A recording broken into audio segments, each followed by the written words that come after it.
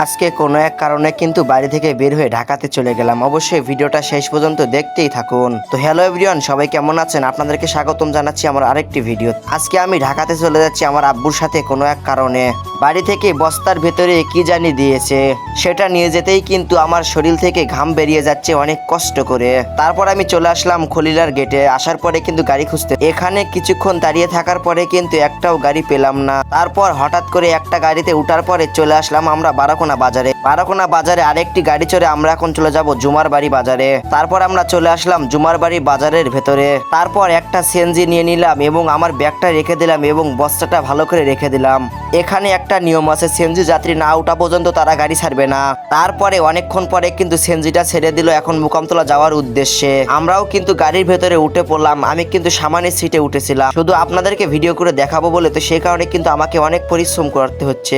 গাড়ির ভেতরে কিন্তু ভালোভাবে ভিডিও করা যাচ্ছে না। তারপরে আমরা চলে আসলাম বাজিতনগর ব্রিজের কাছাকাছি। এখানে ব্রিজের কাজ চলতেছে। তারপরে বাজিতনগরের ব্রিজটা পার হয়ে কিন্তু আমরা অনেকখানি সামনে এগিয়ে গেলাম। তারপর আমরা চলে আসলাম বাজিতনগরের সেই ভাইরাল ব্রিজ মেলেন্দাও ব্রিজের কাছাকাছি। আমি সেনজির ভেতরে বসে থেকে কিন্তু বাইরের আবহাওয়াগুলো দেখতেছি।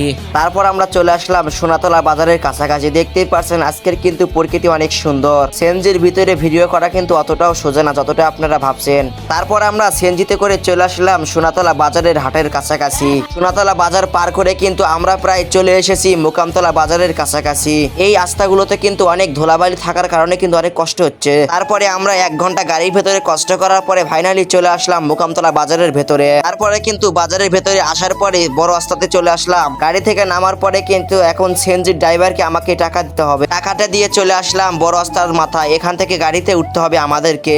অনেকক্ষণ ধরে দাঁড়িয়ে আছি, একটাও কিন্তু এখন পর্যন্ত গাড়ি পেলাম না।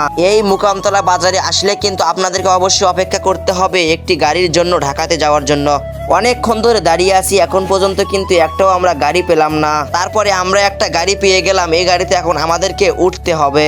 গাড়িতে উঠে আমি দেখতে পারলাম এখানে কিন্তু মানুষের সংখ্যার চেয়ে হকারের সংখ্যা। তারপরে গাড়ির ভেতরে কিন্তু আমাদের সিটটা আমি খুঁজে নিলাম। তারপরে আমার ব্যাগটা কিন্তু ভালোভাবে এক জায়গায় রেখে দিচ্ছি যাতে আবার পড়ে না যায়। আজকের এই ভিডিওটা এই পর্যন্ত। অবশ্যই আমার চ্যানেলটিকে সাবস্ক্রাইব করে পেজটাকে ফলো দিয়ে রাখবেন। ধন্যবাদ।